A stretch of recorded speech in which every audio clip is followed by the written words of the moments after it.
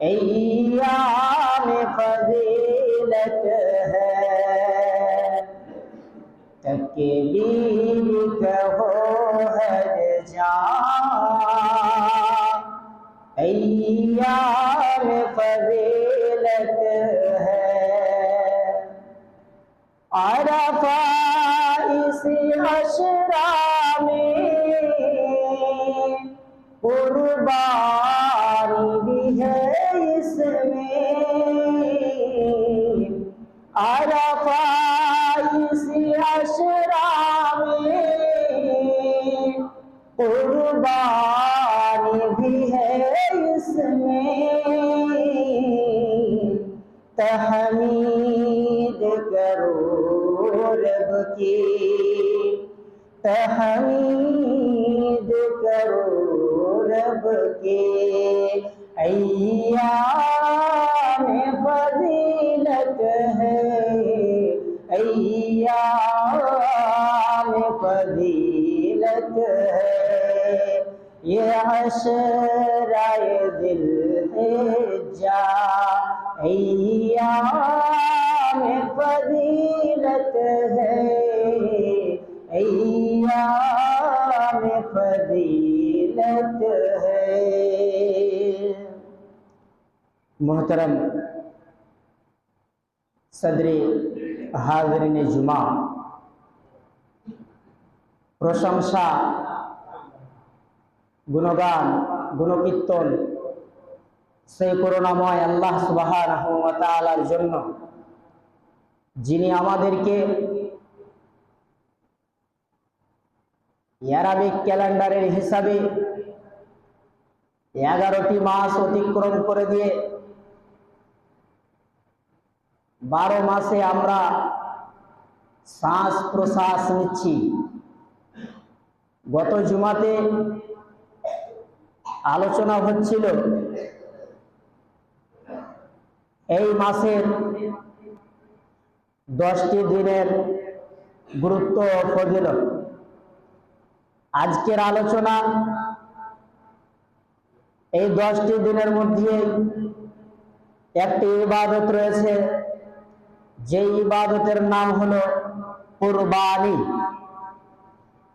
কুরবানি কুরব শব্দ থেকে নির্গত হয়েছে, যার অর্থ হচ্ছে নৈকট্য লাভ করা, তাকাররুব অর্জন করা, নিকটবর্তী হওয়া, সম্মানিত উপস্থিতি। কুরবানি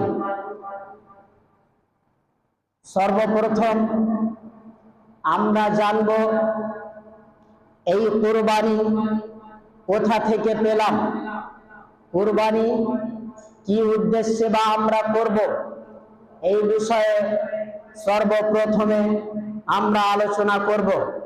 সম্মানিত উপস্থিতি, কুরবানি পৃথিবীর সৃষ্টি থেকেই হযরত আদম আলাইহিস সালাতু ওয়াস সালাম থেকেই এই কুরবানির মতো ইবাদত, কুরবানির মতো দামি ইবাদত, আল্লাহর নৈকট্য লাভ করার ইবাদত, আল্লাহর সন্তুষ্টি লাভ করার ইবাদত, এটা আদম আলাইহিস সালাতু ওয়াস সালাম থেকেই দেখা যায়। ছোট্ট করে ইতিহাসের দিকে আপনাদের নিয়ে যাই।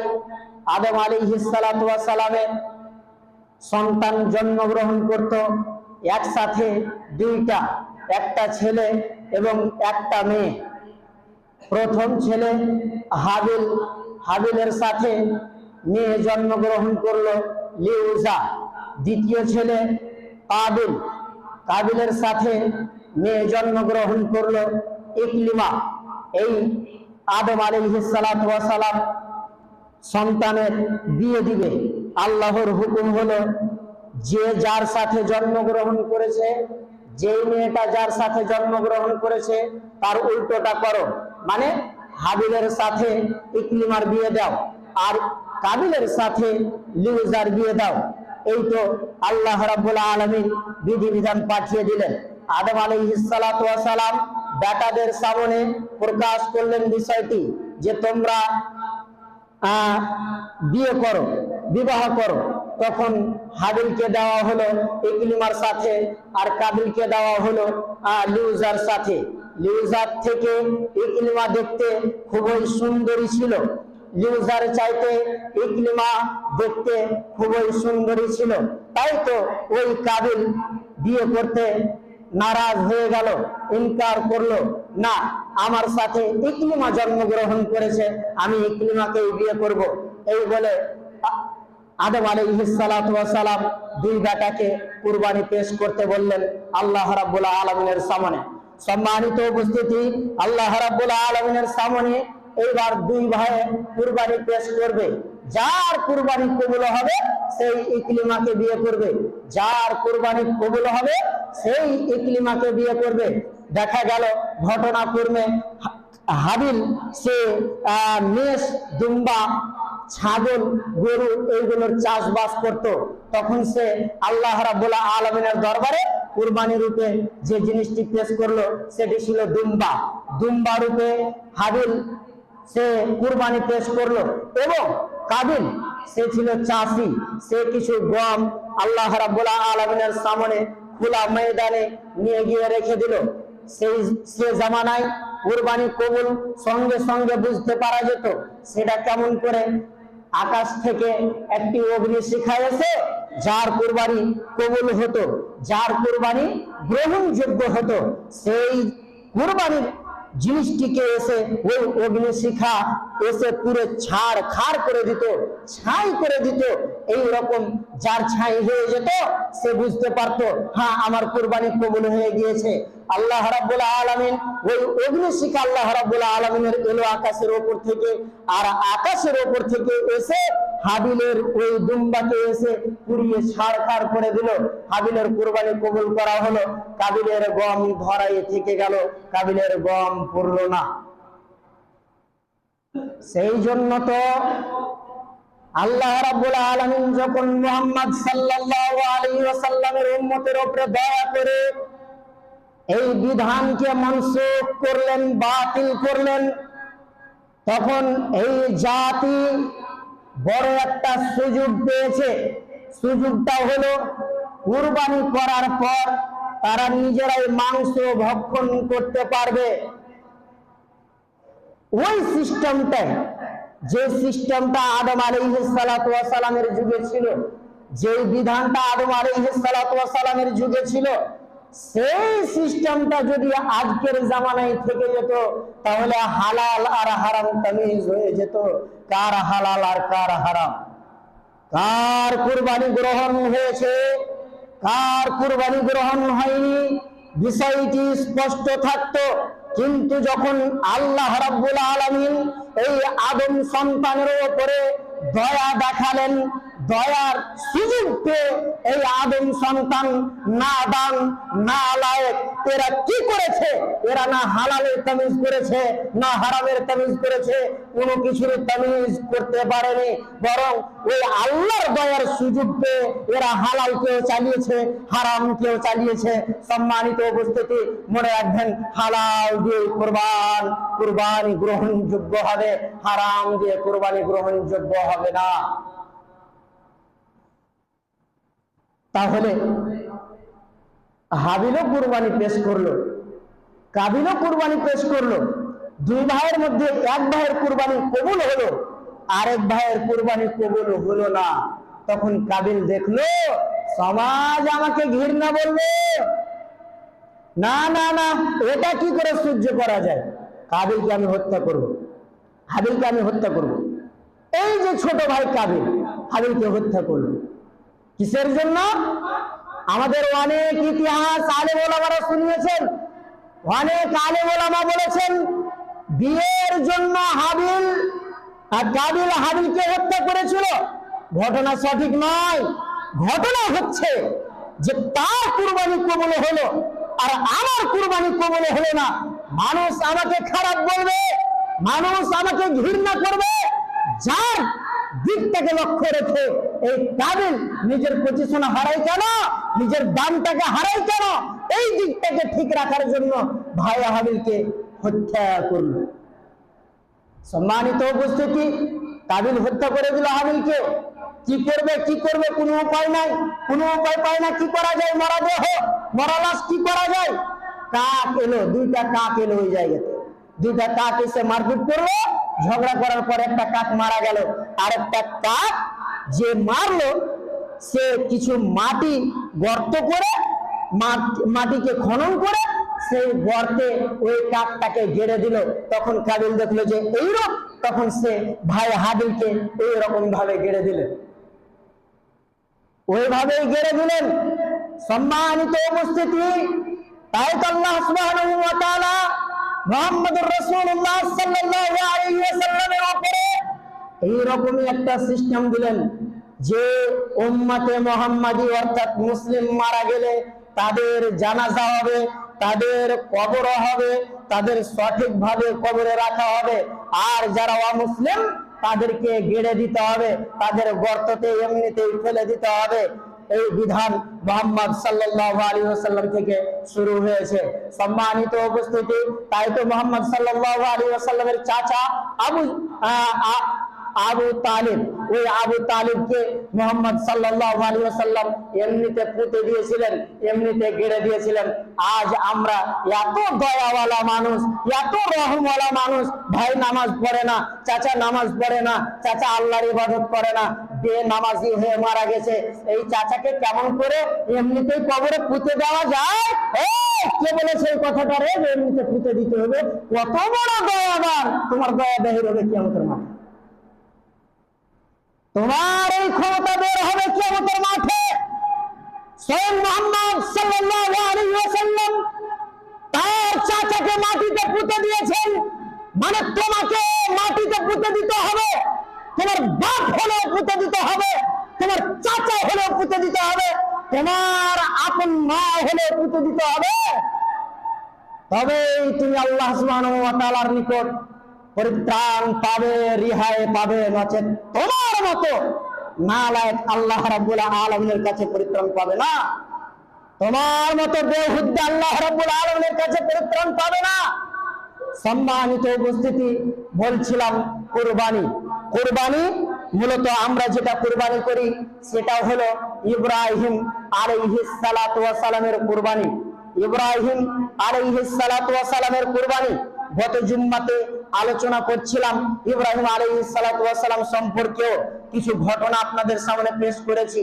ইব্রাহিম আলাইহিস সালাতু ওয়াস সালাম 90 বছরের কাছাকাছিতে একটি সন্তান পেলেন। সন্তানটির নাম ইসমাইল আলাইহিস সালাতু ওয়াস সালাম। আল্লাহ রাব্বুল আলামিন জন্মগ্রহণ করতে না করতে দুধের বাচ্চা ইসমাইল, আল্লাহ রাব্বুল আলামিন ইব্রাহিমকে হুকুম করে দিলেন, যাও তুমি তোমার দুধের বাচ্চা ইসমাইল এবং হাজেরাকে রেখে দিয়ে চলে এসো মরুভূমি জায়গাতে, যেখানে আমি কাবা ঘর তৈরি করব, যেখানে আমার বাইতুল্লাহ তৈরি হবে। ইব্রাহিম আলাইহিস সালাতু ওয়াস সালাম দুধের বাচ্চা এবং মাকে রেখে দিয়ে চলে আসলেন, স্ত্রীকে রেখে দিয়ে চলে আসলেন। রেখে চলে আসার পরে তিনি আবার নিজের বাসাতে ফিরে যাচ্ছেন। বাসাতে ফিরে যেতে যেমন চেহারাটাকে ঘুরিয়েছেন, হাজেরা জিজ্ঞাসা করছেন, ইব্রাহিম আপনি আমাকে এরকম ভাবে রেখে দিয়ে চলে যাচ্ছেন, যেখানে গাছ নেই, যেখানে নদী নেই, যেখানে কীট পতঙ্গ নেই, যেখানে মানুষের কোনো নিশানা নেই, সেই জায়গাতে রেখে দিয়ে চলে যাচ্ছেন। ইব্রাহিম আলাইহিস সালাতু ওয়াস সালাম সেই দিন স্ত্রীর সঙ্গে কথা বলেননি। এই করে বলতে বলতে হাজেরা আলাইহিস সালাতু ওয়াস সালাম তখন বলছেন, আচ্ছা এটা কি আল্লাহর আদেশ, এটা কি আল্লাহর হুকুম যে আমাকে এইভাবে রেখে দিয়ে চলে যেতে হবে? হ্যাঁ, ইব্রাহিম আলাইহিস সালাতু ওয়াস সালাম শুধু হাতের ইশারা করেছিলেন। কোন কোন মুহাদ্দিসিন ইকরাম বলছেন না, মুখে বলেছিলেন যে এটা আল্লাহর আদেশ। তবে ইব্রাহিম আলাইহিস সালাতু ওয়াস সালাম কোনটা করেছিলেন আল্লাহু আলাম, হাতে ইশারা করেছিলেন না মুখে বলেছিলেন যে আল্লাহর আদেশ। তিনি ওখান থেকে চলে যাওয়ার পরে সিনাই মরুভূমিতে পৌঁছে তখন কার দয়া নেই স্ত্রীর উপরে, কার দয়া নেই দুধের বাচ্চার উপরে, ছেলে মেয়ের প্রতি কার দয়া নাই? ইব্রাহিম আলাইহিস সালাতু ওয়াস সালামের দয়া ছিল, তারপরেও দয়াকে একদিকে করে দিয়ে আল্লাহর নিকট আল্লাহ রাব্বুল আলামিনের সন্তুষ্টি অর্জন করার জন্য, আল্লাহ রাব্বুল আলামিনের তাকাররুব অর্জন করার জন্য স্ত্রী এবং বেটাকে এমন এক মরুভূমি জায়গাতে রেখে দিয়ে চলে আসলেন যেখানে কেউ নেই। তারপরেও দয়াকে কেটে ফেলে দিয়ে সিনাই মরুভূমিতে গিয়ে আল্লাহ রাব্বুল আলামিনের নিকট হাতকে উঠিয়ে নিয়েছেন আর আল্লাহ রাব্বুল আলামিনকে বলছেন, রব্বানা ইন্নী আসকানতু মিন যুররিয়্যাতি বিওয়াদিন গায়রি জি জারইন বাইতিকাল মুহাররাম। আল্লাহ, আমি জানি না আমার স্ত্রী কি খাবে, আমি জানি না আমার সন্তান ইসমাইল কি খাবে। আল্লাহ, তোমার ভরসায় রেখে দিয়ে গেলাম। আল্লাহ, তোমার ভরসায় আমি আমার সন্তান এবং স্ত্রীকে রেখে দিয়ে গেলাম। আল্লাহ, তুমি কি আচরণ করবে তুমি ভালো জানো, তুমি কি ব্যবহার করবে তুমি ভালো জানো। এই বলে তো ইব্রাহিম আলাইহিস সালাতু ওয়াস সালাম ওই জায়গা থেকে নিজের বাসাতে ফিরে চলে গেলেন। সম্মানিত উপস্থিতি, মায়া মহব্বত, কত ভালোবাসা, তারপরে আল্লাহ রাব্বুল আলামিনের নৈকট্য লাভ করার জন্য আল্লাহর পরীক্ষা চলে এসেছে। ইব্রাহিম আলাইহিস সালাতু ওয়াস সালামের উপরে বিপদ চলে এসেছে। আল্লাহ রাব্বুল আলামিনের পক্ষ হইতে শুধু ধৈর্যের পরিচয় ইব্রাহিম আলাইহিস সালাতু ওয়াস সালাম ধৈর্যের পরিচয় দিয়ে ওখান থেকে নিজের বাসাতে চলে গেলেন। কিছুদিন অতিবাহিত হয়ে যাওয়ার পরে ইসমাইল ফুটফুটে কথা বলতে শিখেছে। বাচ্চা ছেলে তোতা পাখির মতো কথা বলতে শিখেছে। জানেন না আপনার ছেলেটা কত মায়ার, জানেন না আপনার মেয়েটা কত মায়ার। যখন তোতা পাখির মতো কথা বলতে লাগে তখন আপনি ছেলেটার নকল করেন, আপনি আপনার মেয়েটার নকল করেন, কত আপনি আনন্দ পান। শেষ সময় আল্লাহ রাব্বুল আলামিন ইব্রাহিম আলাইহিস সালাতু ওয়াস সালামকে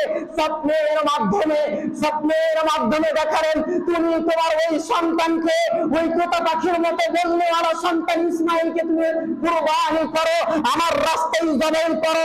সম্মানিত উপস্থিতি, এই আবার মহা বিপদ যে একটা সন্তান যদি 90 বছরের কাছাকাছিতে পাওয়া গেল, কোন রকম আল্লাহ রাব্বুল আলামিনের নিকট চেয়ে পেলাম, তাহলে আল্লাহ রাব্বুল আলামিন আবার বলছেন যে কুরবানি করতে হবে। ইব্রাহিম আলাইহিস সালাতু ওয়াস সালাম ফেরত চলে আসলেন। চলে আসার পরে দাদাকে সামনে রেখেছেন, ওই ছোট্ট একটা শিশু ইসমাইলকে সামনে রেখে 90 বছরের বৃদ্ধ মানুষ ইব্রাহিম আলাইহিস সালাতু ওয়াস সালাম তিনি বলছেন, ইন্নী আরা ফিল মানাম আন্নী আযবাহুকা ফানজুর মাযা তারা। দাদা ইসমাইল, আমি স্বপ্নের মাধ্যমে দেখলাম যে আমি তোমাকে হত্যা করছি, আমি তোমাকে জবাই করছি, আমি তোমাকে কুরবানি দিচ্ছি। ফানজুর মাযা তারা, দাদা তোমার এতে মতামত কি, তোমার রায় কি? আল্লাহু আকবার। 90 বছরের বৃদ্ধ বাবা সে মতামত চাইছে একজন শিশুর কাছ থেকে। শিশু আল্লাহু আকবার, বান্দা আল্লাহর সঙ্গে সঙ্গে পিতাকে উত্তর করছেন, ইয়া আবাতি ফাল মা তুমার সাতাজিদুনি ইনশাআল্লাহু মিনাস সাবিরিন। আব্বু গো, আপনার উপরে আল্লাহ রাব্বুল আলামিনের যে আদেশ এসেছে, আপনি যেটা স্বপ্নে দেখেছেন গো আব্বু, আপনি সেই হুকুম পালন করেন, আমাকে জবাই করেন, আমাকে কুরবানি দেন, ইনশাআল্লাহ মিনাস সাবিরিন। আব্বুরে, যদি আল্লাহ রাব্বুল আলামিন চান তাহলে আপনি আমাকে একজন ধৈর্যশীল বান্দার মধ্যে পেয়ে যাবেন। যেসা বাপ ওইসা বেটা। যেমন বাপ আল্লাহ রাব্বুল আলামিনের প্রিয় খলিলুল্লাহ, ঠিক তেমনি ইসমাইল আলাইহিস সালাতু ওয়াস সালাম তিনিও জবিহুল্লাহ। এই যে মায়া মহব্বত, সাদের জিনিস, আগ্রহের জিনিস, সেই জিনিসটাকে আমাকে আপনাকে কুরবানি করতে হবে। ঈদের 2 দিন আগে, 5 দিন আগে, 1 মাস আগে কুরবানির জানোয়ার নিলাম, কি বা মায়া মহব্বত হলো আর কি বা ভালোবাসা হলো। এমনিতে নিয়ে এসে কসাইয়ের মতো ছুরি চালিয়ে দিলেন।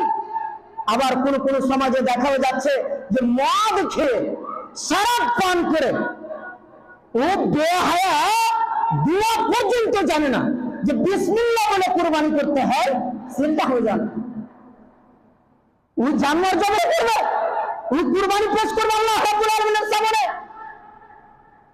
একটু তো শরম থাকা উচিত। একটু তো হায়া থাকা উচিত। যে ইব্রাহিম আলাইহিস সালাতু ওয়াস সালামের কুরবানিকে আমরা কুরবানি রূপে নিয়েছি, তার মতো তো একটু আখলাক বা ব্যবহার তো হওয়া উচিত। জানোয়ার কিনে নিলাম, কুরবানি দিয়ে দিলাম, হয়ে গেল? জি না, কুরবানি মানে আপনাকে বললাম আল্লাহর নৈকট্য লাভ করা, আপনার সাথে আপনার তাআল্লুক আল্লাহ রাব্বুল আলামিনের সাথে, আপনার সম্পর্ক আল্লাহ রাব্বুল আলামিনের সাথে। কুরবানি কি? কুরবানি ফরজ, কুরবানি ওয়াজিব, কুরবানি হলো সুন্নতে মুআক্কাদা। আল্লাহ রাব্বুল আলামিন পবিত্র গ্রন্থ আল কোরআনুল কারীমে বলেছেন, ওয়ালিকুল্লি উম্মাতিন জাআলনা মানসাকাল লিয়াযকুরু ইসমাল্লাহ। আমি প্রত্যেকটি উম্মতের মধ্যে, প্রত্যেকটি জাতির মধ্যে এই কুরবানির বিধান দিয়েছি, এই কুরবানির বিধান দিয়েছি। তবে আমি এই উম্মতে মুহাম্মাদীর উপরে কুরবানির বিধানকে দিয়েছি, এই উম্মতে মুহাম্মাদীর উপরে কুরবানির বিধানকে দিয়েছি। এদের প্রতি আমার দয়া, সেটা হলো তারা নিজেরা মাংস ভক্ষণ করতে পারবে, মাংস খাবে। চলেন, আল্লাহ রাব্বুল আলামিন পবিত্র গ্রন্থ আল কোরআনুল কারীম আরো বলছেন, লা ইয়ানালাল্লাহু লুহুমুহা ওয়ালা দিমাউহা ওয়ালাকিন ইয়ানালুহুত তাকওয়া মিনকুম। এ মুহাম্মদ সাল্লাল্লাহু আলাইহি ওয়াসাল্লাম, আপনি বলে দিন, তোমাদের অন্তর আল্লাহ রাব্বুল আলামিনের নিকট পৌঁছায়, তোমাদের মাংস পৌঁছায় না, তোমাদের কুরবানির রক্ত পৌঁছায় না, তোমাদের কুরবানির মাংস আল্লাহ রাব্বুল আলামিনের নিকট পৌঁছায় না। পৌঁছায় কি? তোমার তাকওয়া, তোমার অন্তর। এই অন্তর কার কেমন আছে? যদি মাংস খাওয়ার অন্তর হয়, তাহলে এই কুরবানি দিয়ে আল্লাহ রাব্বুল আলামিনের নৈকট্য লাভ করতে পারেন না। আল্লাহ রাব্বুল আলামিনের যদি নৈকট্য লাভ করতে হয়, তাহলে আমাকে আপনাকে সর্বপ্রথম মাবুদের দরবারে, আল্লাহ রাব্বুল আলামিনের দরবারে যেটা দেখাতে হবে, সেটা হবে আমার আপনার অন্তর। আল্লাহ রাব্বুল আলামিন পবিত্র গ্রন্থ আল কোরআনুল কারীমে আরো বলেন, ফাসাল্লি লিরাব্বিকা ওয়ানহার। হে নবী, নিশ্চয় আপনি বলুন, নিশ্চয় আপনি নামাজ পড়ুন, আর নামাজ পড়ার পর ওয়ানহার, কুরবানি করুন। তাহলে কুরবানি আগে না নামাজ আগে? কুরবানি হলো পরে আর নামাজ হলো আগে। মুসলমান, তোমার ব্যবহার কেমন, তোমার চরিত্র কেমন, তোমার আখলাক কেমন, তোমার ক্যারিয়ার কেমন? তুমি নামাজ পড়লে না, নামাজের ধার ধরলে না, আর কুরবানি করার সময় 14,000, 30,000, 25,000, 50,000 দেখাচ্ছ, মাবুদের নিকটে তোমার এই 14,000, 25,000, 50,000 কোনো মূল্য না, কোনো মূল্য না। আপনি কুরবানি করলেই বাকি, আর না করলেই বাকি। কি দেখাতে চাইছেন? বড় খাসি কিনে নিলাম, দিয়ে একবারে ঈদের দিন কেটে দিলাম, আর ঈদের দিন কেটে দেওয়ার পরে মাংস ওজন করার পরে চায়ের দোকানে বসলাম, আর ওই যে কার পেট্টি হয়েছে, হ্যাঁ তো আমার এতটি হয়েছে, তখন আর জিনো কেছে, হ্যাঁ কি হয়েছে, হ্যাঁ আমার তো তোর থেকে মেলে দিন হয়েছে বেশি। এই তো কুরবানি, এই কুরবানি দিয়ে আল্লাহ নৈকট্য লাভ করবে। কুরবানি ফেলে দেন এখনই, কুরবানি এখনই ফেলে দেন বেনামাজিরা। এদের আবার কিসের কুরবানি? মুমিনের কুরবানি। ইব্রাহিম আলাইহিস সালাতু ওয়াস সালাম মুমিন ছিলেন, মুসলিম ছিলেন, আর মুসলিম হওয়ার অধিকারে তিনি কুরবানির আদেশ আল্লাহ রাব্বুল আলামিনের কাছ থেকে পেয়েছেন। আপনি কুরবানি করবেন না? কুরবানির জানোয়ার যারা বেনামাজি, এই বেনামাজিরা যারা কুরবানির জানোয়ার নিয়েছে, এদের কুরবানি হবে না। স্পষ্ট এদের কুরবানি হবে না। এদের যদি কুরবানি হতে হয়, তাহলে এদের 5 ওয়াক্তের সালাত লাগবে, 5 ওয়াক্তের সালাত লাগবে। চলেন হাদিসে যাই, রাসূল সাল্লাল্লাহু আলাইহি ওয়াসাল্লাম বললেন, মান কানা লাহু সাআতান ওয়া লাম ইউদহি ফালা ইয়াকরিবান্না মুসাল্লানা। হে আমার উম্মত, তোমরা ঈদের মাঠে যাবে, ঈদের নামাজ পড়তে যাবে, তবে শুনো, কারা ঈদের মাঠে যাবে? যারা মুমিন, সামর্থ্য আছে, ক্ষমতা আছে, আর ক্ষমতা দেখিয়ে রব্বুল আলামিনের সামনে কুরবানি পেশ করেছে। কুরবানির জানোয়ার কাটে নাই, কিন্তু অন্তরের সম্পর্ক রব্বুল আলামিনের সাথে আছে। আল্লাহ রব্বুল আলামিন এদের অন্তর বুঝে তাদের কবুল করে নিয়েছে। এরা ঈদের মাঠে যাবে, যারা মুমিন এবং সামর্থ্য আছে তারা ঈদের মাঠে যাবে। আর যারা মুমিন নয়, যারা 5 ওয়াক্তের মুসল্লি নয়, যারা 5 ওয়াক্ত রব্বুল আলামিনের সামনে আসতে পারেনি, তারা বছরে একটা দিনে রব্বুল আলামিনের কাছে যে কি করবে? করবেটা কি? 1 বছরের লেগে ক্ষমা চেয়ে নিবে? 1 বছরের লেগে ক্ষমা চেয়ে নিবে, আর করবো না, আজ থেকে নামাজি হয়ে গেল। বেঈমান বাটপার গালা, এই বেঈমান বাটপারেরা যেদিন আরাফার মাঠে আল্লাহ রাব্বুল আলামিন এদেরকে জিজ্ঞাসা করেছিল, কি করবি রে? তখন এরা বলেছিল, কি করব? তোমার ইবাদত করব। তো ইবাদত করব বলে ওয়াদা করে এসেছিল রবের সামনে, রবের সাথে। আর এসে কি করছে? এসে কি করছে বেঈমান গালা? রবের জমিনে আছে, লজ্জা লাগে না? একটু তো লজ্জা লাগা উচিত। বছরে কয়টা খুতবা হয়?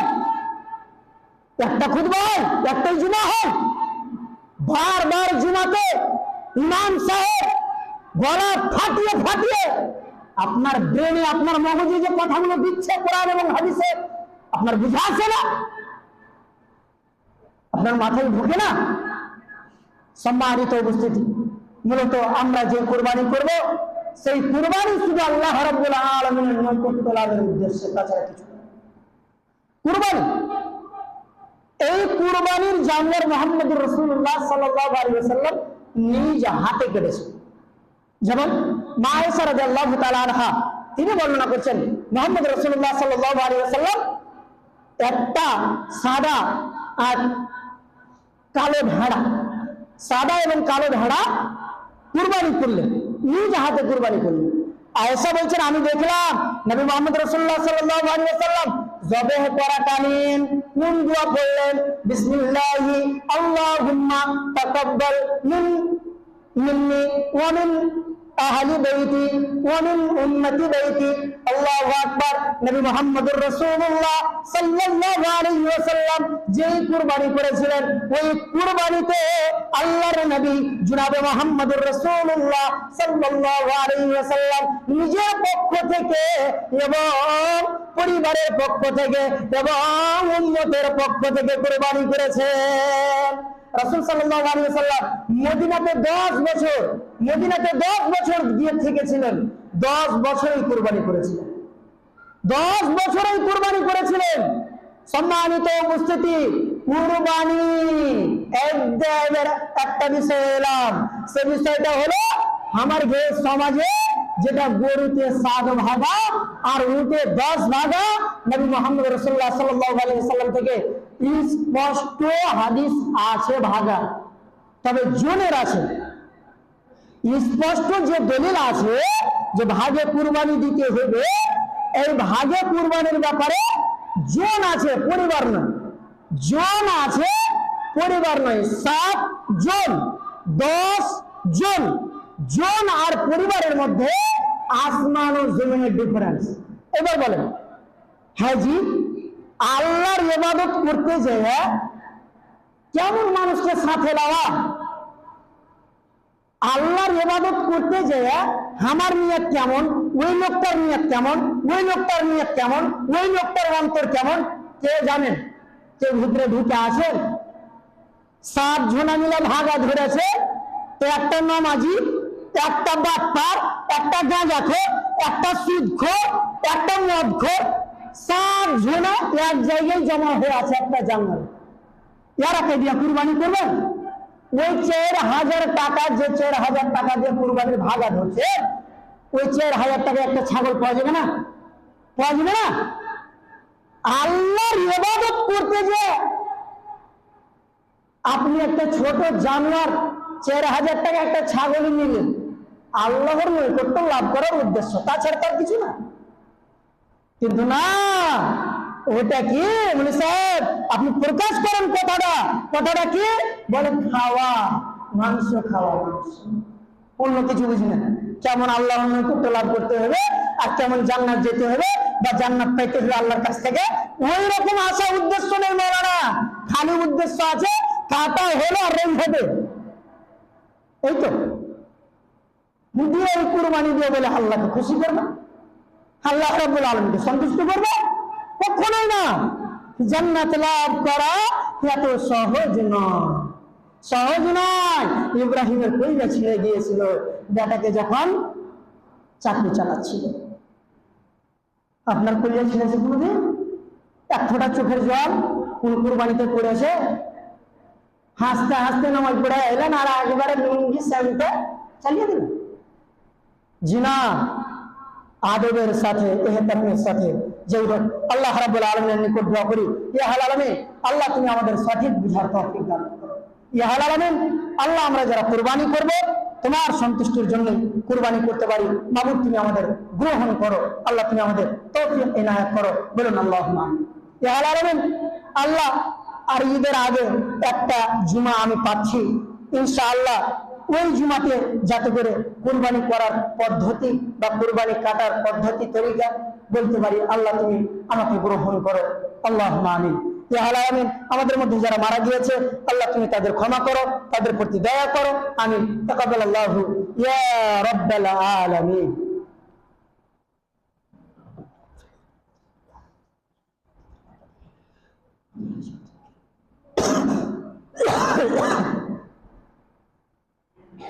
إن الحمد لله وحده والصلاة والسلام على من لا نبي بعد أما بعد أعوذ بالله من الشيطان الرجيم بسم الله الرحمن الرحيم قل هو الله أحد الله الصمد لم يلد ولم يولد ولم يكن له كفوا أحد اللهم صل على محمد وعلى آل محمد كما صليت على إبراهيم وعلى آل إبراهيم إنك حميد مجيد اللهم بارك على محمد وعلى آل محمد كما باركت على إبراهيم وعلى آل إبراهيم إنك حميد مجيد ربنا تقبل منا إنك أنت السميع العليم وتب علينا إنك أنت التواب الرحيم سبحان ربك رب العزة عما يصفون وسلام على المرسلين والحمد لله رب العالمين والسلام عليكم ورحمة الله وبركاته.